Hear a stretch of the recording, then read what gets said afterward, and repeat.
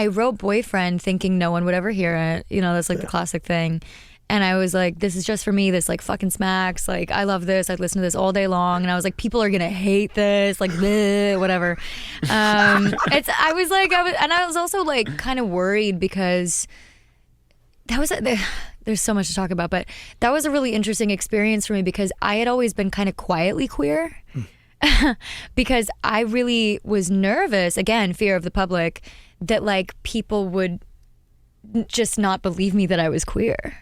I know that's like a crazy thing to be afraid of, but in this day and age, people are so angry.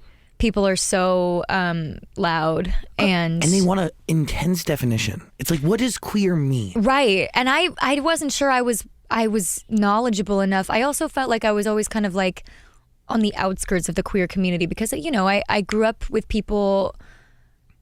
It's hard. It's hard to know your identity as a human, as a young girl, when you're in the public eye, when you are self-hating. Like, I was just so unsure until I reached a point where I was like, I dated girls growing up, so I don't know how I could have possibly been unsure, but I wasn't sure I was knowledgeable enough to share that part of me with the world. I think I felt like there was this inherent pressure to speak on it in a way that I wasn't sure I knew myself enough to speak with authority.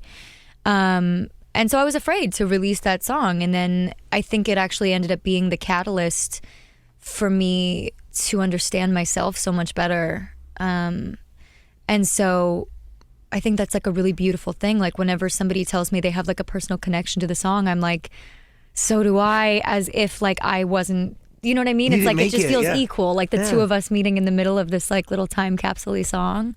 So cool.